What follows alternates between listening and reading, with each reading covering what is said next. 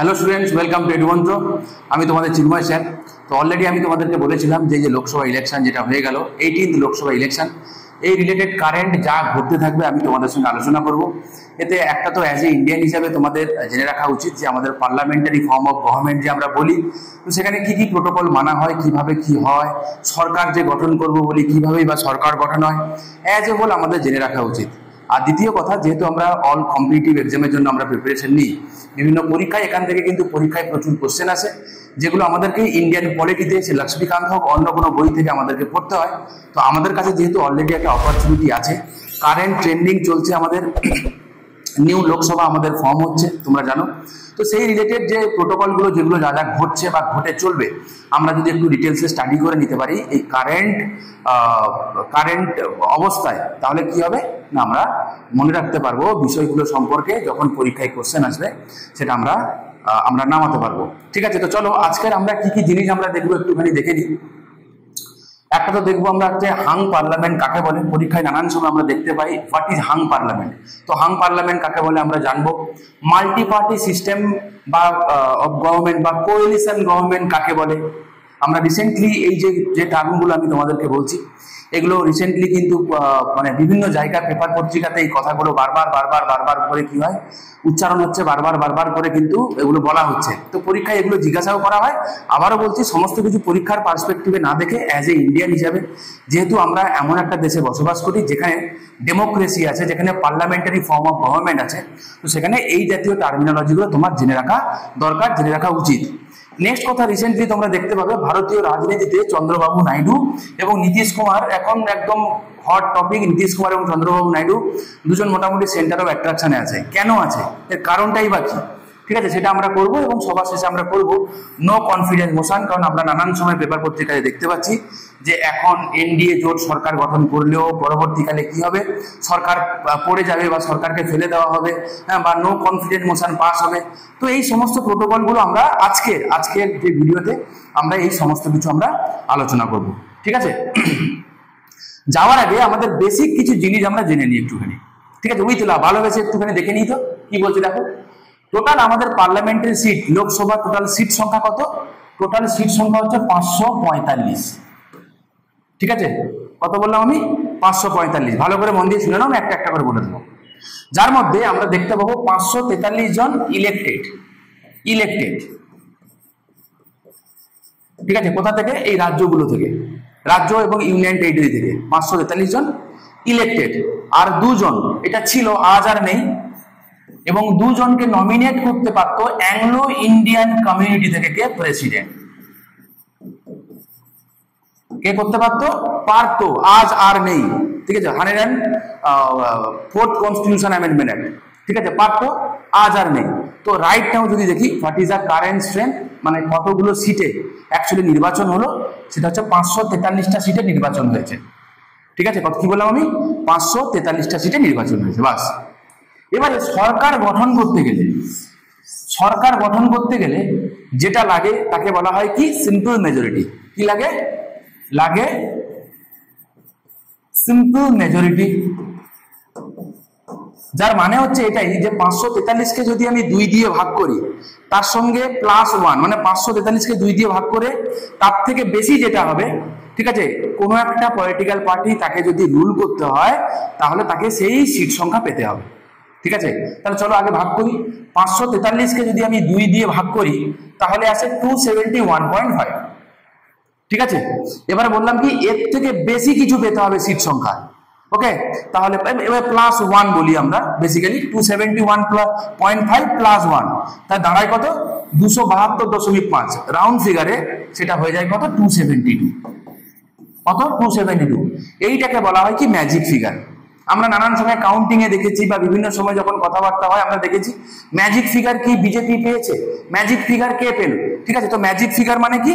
না, যে ন্যূনতম সিট সংখ্যা না পেলে লোকসভায় কোনো একটা দল সে রুল করতে পারবে না। বোঝা গেল? বা সোজা কথা বলতে যা বোঝায় যে লোকসভায় সংখ্যাগরিষ্ঠতা অর্জন করতে গেলে যে ন্যূনতম সিট সংখ্যা লাগে সেটাকে বলা হয় কি? না, ম্যাজিক ফিগার। কত সেটা? 272।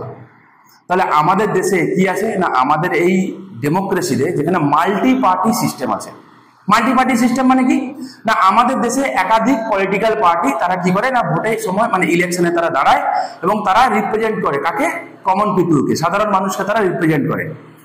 ঠিক আছে, এবারে যদি কোনো একটা পলিটিক্যাল পার্টি 272টা সিট অর্জন করতে পারে, কোথায়, লোকসভাতে, মাইন্ড ইট, কারণ তোমরা জানো পার্লামেন্টে দুটো হাউস আছে, একটা হচ্ছে লোকসভা আর একটা হচ্ছে রাজ্যসভা। আমি বেসিক গুলো তোমাদেরকে বলে দিই।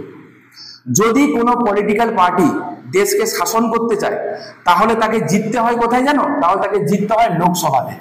কোথায়, লোকসভাতে, রাজ্যসভাতে নয়। তাই লোকসভাকে বলা হয় কি, পপুলার হাউস। কি বলা হয়, পপুলার হাউস। কারণ বেসিক্যালি যে পলিটিক্যাল পার্টি পপুলারিটি অর্জন করে লোকসভাতে, সেই পলিটিক্যাল পার্টি কি করে, দেশকে শাসন করে। তো আশা করি আমি তোমাদেরকে বোঝাতে পেরেছি what is magic figure.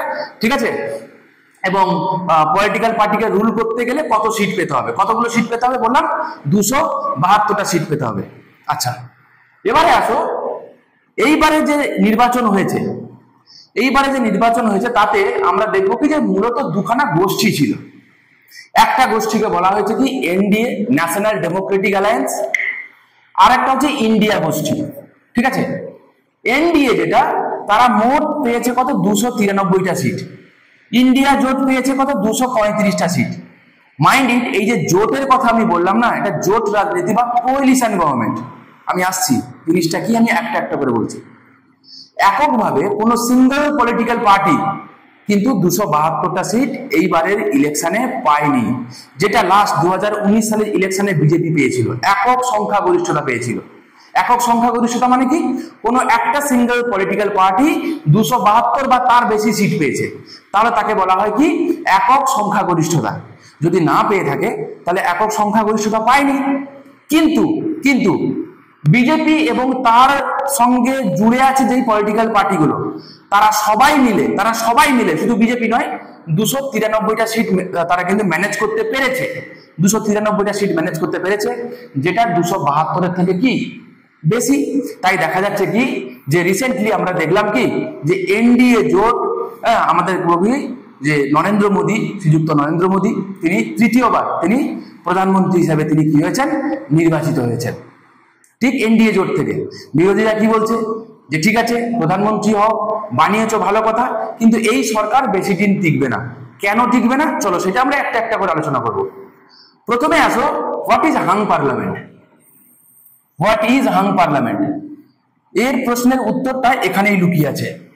Hang parliament বলতে বোঝায়, যখন হাং পার্লামেন্ট হচ্ছে এমন একটা সিচুয়েশন যখন কোনো political party clear cut majority লাভ করতে পারে না, মানে কোনো পলিটিক্যাল পার্টি 272টা বা তার বেশি সিট মানে পায়নি, এইরকম টাইপের সিচুয়েশনকে বলা হয় কি হাং পার্লামেন্ট। বোঝা গেল তাহলে কি বললাম, যখন কোনো পলিটিক্যাল পার্টি 272টা বা তার বেশি সিট পায়নি, এইরকম সিচুয়েশনকে বলা হয় কি হাং পার্লামেন্ট। এবারে এর আর একটা আপডেটেড ভার্সন আছে। কি ভার্সন সেটা, কোনো একটা পলিটিক্যাল পার্টি বা গ্রুপ অফ পলিটিক্যাল পার্টিজ, তারা যদি বা তারা যে গোষ্ঠী, যেমন ইন্ডিয়া এবং এনডিএ দুটো গোষ্ঠী আছে, বোঝা গেল, হয় কোনো একটা পলিটিক্যাল পার্টি বা তাদের গোষ্ঠীভুক্ত হবে অ্যাজ এ হোল, তারা যদি 272 বা তার বেশি সিট না পায়, তাহলেও সেই সিচুয়েশনটাকে আমরা কি বলতাম, হাং পার্লামেন্ট বলতাম। ঠিক আছে, তাহলে কি শিখলাম আমরা, হাং পার্লামেন্ট বলতে বোঝায় না তো কোনো একটা পলিটিক্যাল পার্টি, না তো এন্টায়ার গোষ্ঠী, তারা সবাই মিলে 272টা সিট তারা পায়নি, এইরকম সিচুয়েশনকে বলা হয় কি হাং পার্লামেন্ট। ঠিক আছে, এবারে এইরকম কন্ডিশনে যেটা হয়, যদিও আমাদের এই বছর কিন্তু হাং পার্লামেন্ট হয়নি, তার কারণ এনডিএ জোট কিন্তু 293টা সিট পেয়েছে, তার মানে গোষ্ঠীভুক্ত ভাবে তারা কিন্তু 293টা সিট পেয়েছে, যেটা 272 থেকে বেশি, তাই হাং পার্লামেন্ট এবছর হয়নি। ঠিক আছে, চলো, হোয়াট ইজ কোয়ালিশন গভর্নমেন্ট বা what is multi party system. এবার আমি কি বললাম, এর উত্তরও এখানে লুকিয়ে আছে। দেখো, বিজেপি জিতেছে 240টা সিট, এককভাবে কি বিজেপি 272টা সিট পেয়েছে? পায়নি। তাহলে এককভাবে বিজেপি 272টা সিট পায়নি। আবার আমি যদি দেখি বিজেপির সঙ্গে TDP, Telugu Desam party, JDU এবং তাদের সঙ্গে আরো অন্যান্য যারা এনডিএ জোটে অন্যান্য শরিক দল যেগুলো আছে, এদেরকে কি বলা হয়, শরিক দল, তাদেরকে যদি আমি একসঙ্গে যদি যোগ করি, সেই সংখ্যাটা হয়ে যায় কত, 293। তাহলে বেসিক্যালি কোয়ালিশন গভর্নমেন্ট বা মাল্টি পার্টি গভর্নমেন্ট বলতে বোঝায় যেখানে কি না একটা তো এককভাবে একটা বড় পলিটিক্যাল পার্টি আছে, তার সঙ্গে একাধিক পলিটিক্যাল পার্টি সবাই মিলে যখন একটা গ্রুপ ফর্ম করে সরকার গঠন করে তখন তাকে বলা হয় কি কোয়ালিশন গভর্নমেন্ট। তখন তাকে কি বলা হয় কোয়ালিশন গভর্নমেন্ট বা মাল্টি পার্টি সিস্টেম।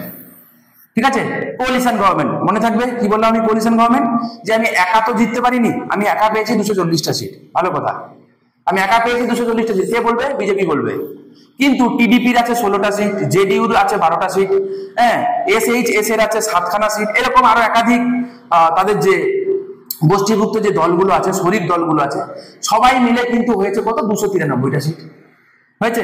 তাহলে বিজেপি প্লাস এই সবাইকে একসঙ্গে নিয়ে কি তৈরি হলো, হলো কোয়ালিশন গভর্নমেন্ট। তাহলে এক্ষেত্রে কোনো একটা পলিটিক্যাল পার্টি না, সবাইকে মিলে যোগ করে মানে এই যে সিম্পল মেজরিটি যেটা বা ম্যাজিক ফিগার যেটা সেটা ক্রস করতে হচ্ছে। ঠিক আছে, তাহলে আমরা শিখলাম কি একটা হাং পার্লামেন্ট কাকে বলে শিখলাম, একটা আমরা শিখলাম কি মাল্টি পার্টি সিস্টেম বা কোয়ালিশন গভর্নমেন্ট কি সেটা আমরা শিখলাম, রাইট।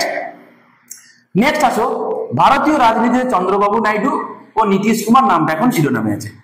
ঠিক আছে, যেদিনকার তোমাদের আশা করি মনে আছে 4 তারিখ যখন রেজাল্ট ডিক্লেয়ার হয়, ঠিক আছে, সেই দিন থেকে শুরু করে এই নিয়ে প্রচুর মেমো তৈরি হয়ে গেছে, তাকে ফোন করছে সে তাকে ফোন করছে, মনে আছে। আবার আমরা দেখেছি তাহলে কেন বা এই কারণটার কারণ কি, মানে এই ঘটনাটার কারণ কি।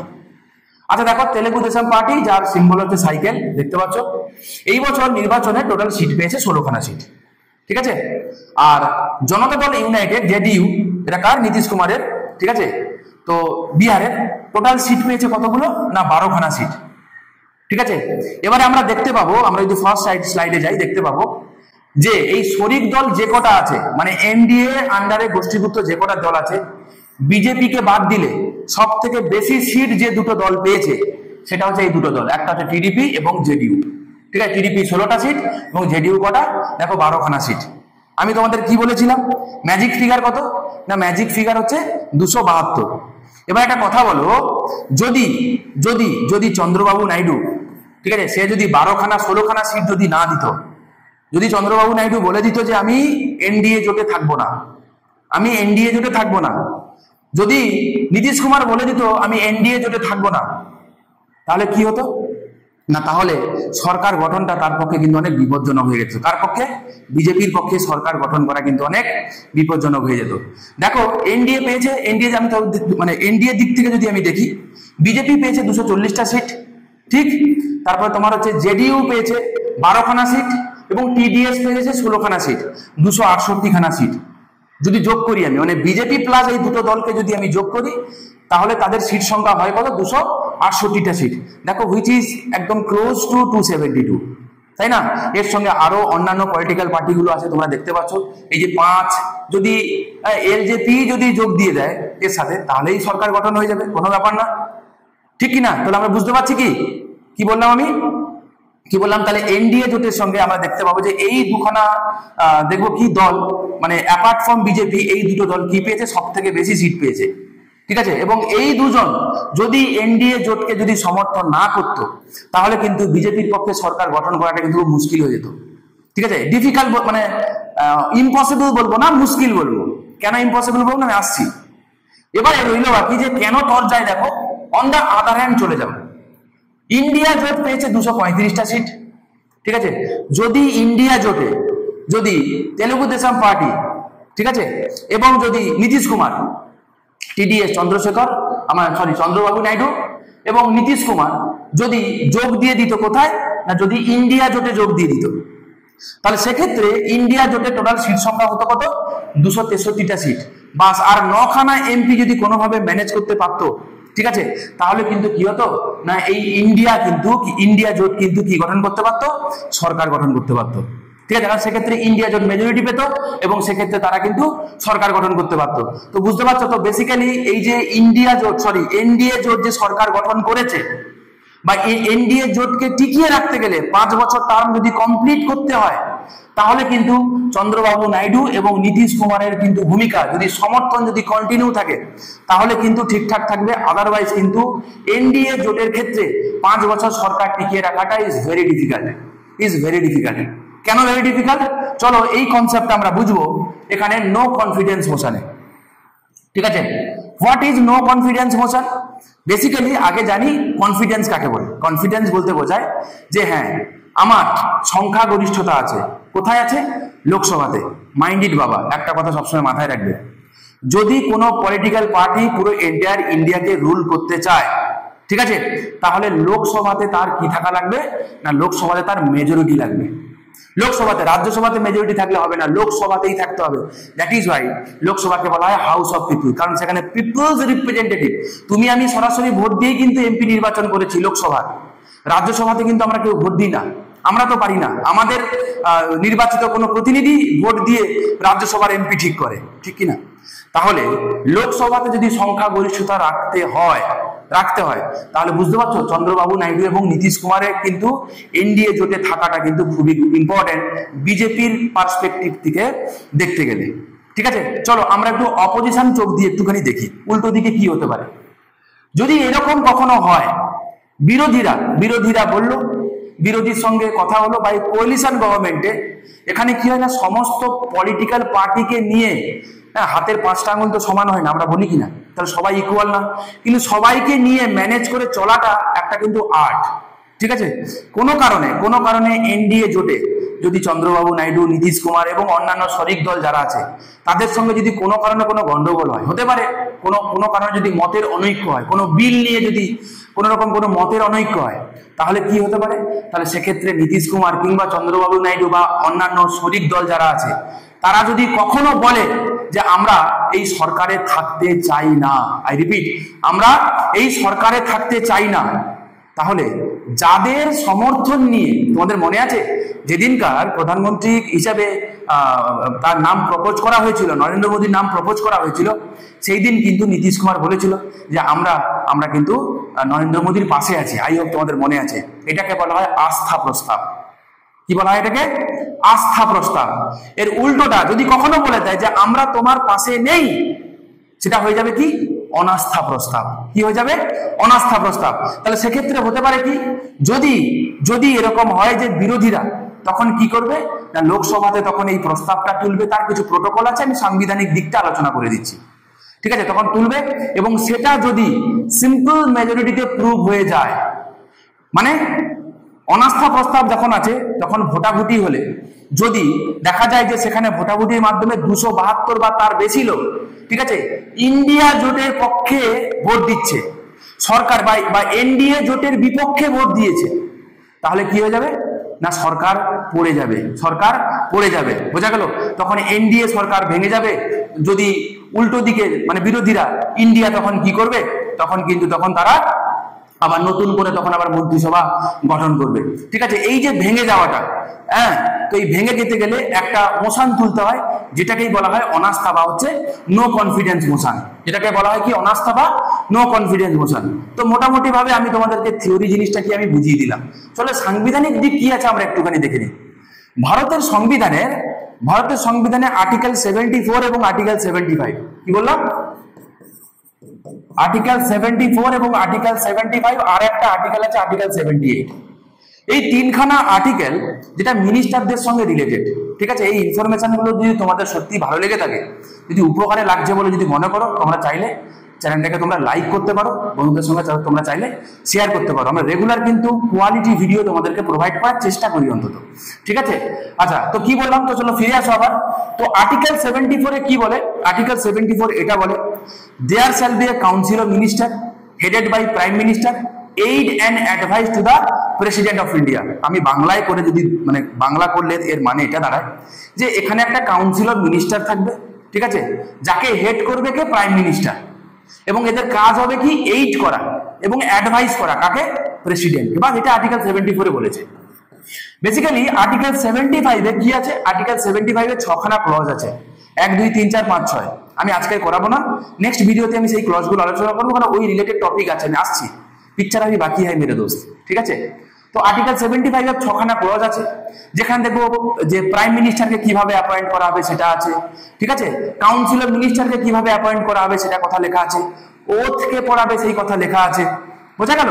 এবং তার সাথে সাথে আর্টিকেল 75 এর ক্লজ 3 তে, যেটা আজকের টপিক আমাদের, আর্টিকেল 75 ক্লজ 3 তে কি বলে না, আর্টিকেল 75 ক্লজ 3 তে এটা বলে যে council of ministers they collectively, mind it, important কথা, দে কালেকটিভলি, কিভাবে? দে কালেকটিভলি রেসপন্সিবল, কালেকটিভলি, একা নয়, তারা গোষ্ঠীবদ্ধভাবে, দলগতভাবে, they collectively responsible to house of people, mind it, or Lok Sabha. ঠিক আছে, কি বলবো, কতটা ইম্পর্টেন্ট আমি তোমাকে বলে বোঝাতে পারবো না। ঠিক আছে, ভয়ঙ্কর ইম্পর্টেন্ট। এমন কোনো পরীক্ষা মার্কেটে নেই যেখানে এখান থেকে প্রশ্ন দেয়নি। ছেড়ে দাও, এমনি তুমি জেনে রাখো, যে ইন্ডিয়ান হিসেবে তোমার জেনে, মানে তোমার জানাটা প্রয়োজন বলে আমি মনে করি। ঠিক আছে, তা কি বললাম আমি? তাহলে দে কালেকটিভলি রেসপন্সিবল টু লোকসভা, পার্লামেন্টেও না, রাজ্যসভাতেও না, অনলি ইন লোকসভা। কেন? আবারও তোমাদেরকে বলি, লোকসভাকে বলা হয় হাউস অফ পিপল, যেখানে সাধারণ মানুষের রিপ্রেজেন্টেটিভরা, মানে আমরা সরাসরি ভোট দিয়ে লোকসভার প্রতিনিধিদেরকে কিন্তু ঠিক করেছি। বোঝা গেল? তাই তুমি কোন হাউস থেকে মিনিস্টার হয়েছো কিচ্ছু ম্যাটার করে না। আই রিপিট, তুমি কোন হাউস থেকে জিতে মিনিস্ট্রি, মানে মিনিস্টার হয়েছো কিচ্ছু ম্যাটার করে না। তুমি তোমার কাজের জন্য you must be responsible to Lok Sabha, you must be responsible, মানে একজন ইন্ডিভিজুয়ালি নয়, আমি কালেকটিভলি বলছি, প্রত্যেকটা minister collectively responsible to Lok Sabha, Lok Sabha, Lok Sabha. মাথায় রেখো, এটা কোথায় আছে? আর্টিকেল 75 ক্লজ 3 তে আছে। ঠিক আছে, আর এখান থেকেই এই কনসেপ্টটা এসছে, নো কনফিডেন্স মোশনের কনসেপ্ট। আলাদা করে কোনো জায়গায় এরকম নো কনফিডেন্স রিলেটেড কোনো আর্টিকেল মেনশন করা নেই। ঠিক আছে, আর্টিকেল 75 ক্লজ 3 তে যেই কথাটা লেখা আছে, এই কথা যেটা তোমাদের সঙ্গে বললাম, এখান থেকেই নো কনফিডেন্স মোশনের যে কনসেপ্টটা, সেটা কি করে না, সেটা রিফ্লেক্ট হয়। বোঝা গেল? মনে থাকবে তো? আচ্ছা, তাহলে মোরাল অফ দ্য স্টোরি দাঁড়ালো কি? উল্টো করে যদি আমি বলি যে দেখো, নরেন্দ্র মোদী তিনি কিন্তু যদি এটা যদি কন্টিনিউ করে, যদি কমপ্লিট করে, তাহলে তিনি 15 বছর তিনি প্রাইম মিনিস্টার থাকবেন। বা অনেকেই আছে যারা, যেমন এস জয়শঙ্কর, ঠিক আছে, তিনি লাস্ট বারে তিনি মন্ত্রী ছিলেন, ফরেন মিনিস্টার ছিলেন, এবারেও তিনি কিন্তু ফরেন মিনিস্টার হলেন। তো যদি কমপ্লিট হয় তাহলে তিনি কিন্তু 10 বছর টানা ফরেন মিনিস্টার থাকবেন। ঠিক আছে, তাহলে মোরাল অফ দ্য স্টোরি আমি এইটা বলতে চাইছি যে কোনো একজন মিনিস্টার তিনি ততদিন পদে থাকে যতদিন ওই পলিটিক্যাল পার্টির মেজরিটি লোকসভাতে থাকে। ঠিক আছে, কথাটা আমি আরেকবার বলছি, কি বললাম? যে কোনো মিনিস্টার, এনি মিনিস্টার, বোঝা হচ্ছে, প্রাইম মিনিস্টার মানে কিন্তু মিনিস্টার, কিন্তু মাথায় রেখো, যে কোনো মিনিস্টার ততদিনই পদে থাকে যতদিন তার পলিটিক্যাল পার্টি লোকসভাতে ক্ষমতায় থাকে। যেদিন ওই পলিটিক্যাল পার্টির মেজরিটি লস হয়ে যাবে, সেই দিনই কিন্তু তার মিনিস্ট্রি পদও চলে যাবে। স্বাভাবিক এটা। কালকে যদি ধরে নাও, আজকে যদি নো কনফিডেন্স মোশন যদি পাস হয়ে যায়, কালকে যদি এনডিএ যদি ক্ষমতা হারায়, যদি ইন্ডিয়া জোট যদি নতুন সরকার গঠন করে, নিশ্চয়ই সেখানে আমরা নরেন্দ্র মোদীকে প্রধানমন্ত্রী হিসেবে দেখতে পাবো না, এটাতে কোনো সন্দেহ নেই না। বোঝা গেল? তাহলে সেটা কিন্তু কি বলে, যে ministry stays in office so long as it enjoy confidence of the majority of the members of the Lok Sabha. Simple জিনিস। তাহলে একজন মিনিস্টার ততদিনই ক্ষমতায় থাকে যতদিন, কি বললাম, ওই পলিটিক্যাল পার্টি, বোঝা গেল, যতদিন পর্যন্ত মেজরিটি থাকে লোকসভাতে, ততদিন তিনি এবং তার পার্টি কি করে, লোকসভায় ক্ষমতায় থাকে। বোঝা গেল? In other words, the Lok Sabha can remove the ministry from office by passing no confidence motion. ঠিক আছে, তার মানে এনি টাইম বিরোধীরা চাইলে নো কনফিডেন্স মোশন পাস করে কি করতে পারে, মিনিস্ট্রিকে ফেলে দিতে পারে। ঠিক আছে, তাহলে আমরা নো কনফিডেন্স মোশন সম্পর্কে কিন্তু আমরা আলোচনা করলাম। এবার একটা কথা হচ্ছে, নো কনফিডেন্স মোশন চাইলেই তো তোলা যায় না, নো কনফিডেন্স মোশন তুলতে গেলে স্পিকারের কাছে 15 জন 50 মেম্বার্স মানে 50 জন এমপি, 50 জন এমপি মানে 50 জন লোকসভার এমপি। ঠিক আছে, 50 জন লোকসভার এমপি তারা স্বাক্ষর করে স্পিকারকে দেবে। বোঝা গেল? তো স্পিকার যদি মনে করে হ্যাঁ এইটা নিয়ে ভোটাভুটির প্রয়োজন আছে, তারপরে কি হবে, ফাইনালি ভোটাভুটি হবে। তো সেখানে সরকারের দায়িত্ব হবে, ঠিক আছে, এনডিএ গভর্নমেন্টের দায়িত্ব হবে প্রুভ করা যে না আমাদের 272 প্লাস সিট আছে, তাহলে টিকে থাকবে।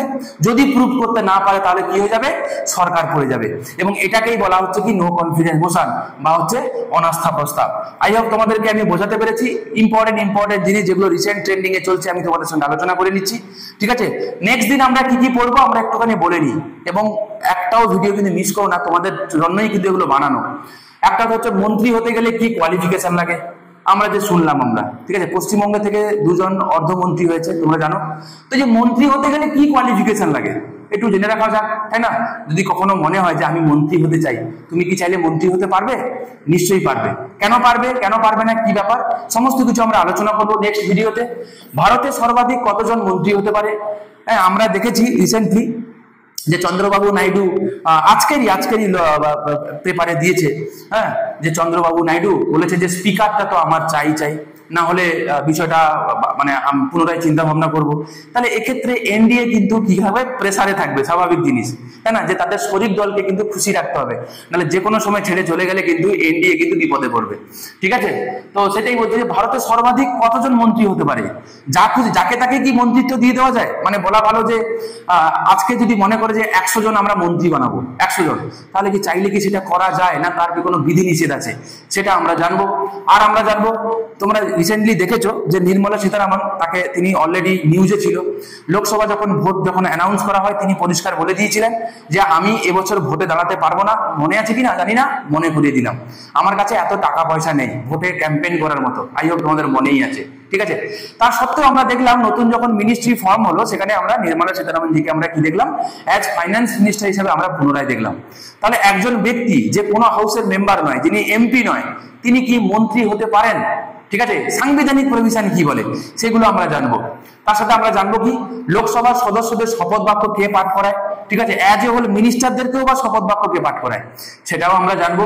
প্রোটেম স্পিকার কি তোমরা শুনে থাকবে, খুব সামনেই প্রোটেম স্পিকার নিয়ে আলোচনা হবে। আমরা 2014 সালে প্রোটেম স্পিকার দেখিনি, 2019 সালেও আমরা প্রোটেম স্পিকার দেখিনি, জানি না এই বছর আমরা প্রোটেম স্পিকার দেখতে পাবো কি পাবো না, সেটা সময় বলবে। না হলেও প্রোটেম স্পিকার মানে অ্যাকচুয়ালি পদটা কি করে সেটাও আমরা পড়বো নেক্সট দিন। এবং অবশ্যই আমরা অলরেডি শিরোনামে আসছে যে বিরোধী দলনেতা হিসাবে কি আমরা রাহুল গান্ধীকে তাহলে পেতে পারি? লাস্ট বার বিরোধী দলনেতা হিসাবে কে ছিল? তোমাদের আশা করি মনে আছে, অধীর রঞ্জন চৌধুরী। তিনি কিন্তু এবছর নির্বাচনে হেরে গেছেন। ঠিক আছে, তো এবং তাহলে তিনি তো আর বিরোধী দলনেতা হতে পারবে না। তাহলে বিরোধী দলনেতা হতে গেলে বা কি ক্রাইটেরিয়া ফুলফিল করতে হয়, ঠিক আছে, বিরোধী দল হতে গেলে আগে কি ক্রাইটেরিয়া ফুলফিল করতে হবে, সাংবিধানিক প্রভিশন কি বলে, এই সমস্ত কিছু আমরা নেক্সট ভিডিওতে আলোচনা করব। ঠিক আছে, তো আশা করি তোমাদের ভালো লেগেছে। যদি ভালো লেগে থাকে কি করতে হবে তোমরা জানো, এডুমন্ত্রের সঙ্গে জুড়ে থাকো। রেগুলার এরকম কারেন্ট টপিক নিয়ে আমি তোমাদের সঙ্গে আলোচনা করব। ভালো থেকো, দেখা হচ্ছে নেক্সট ভিডিওতে।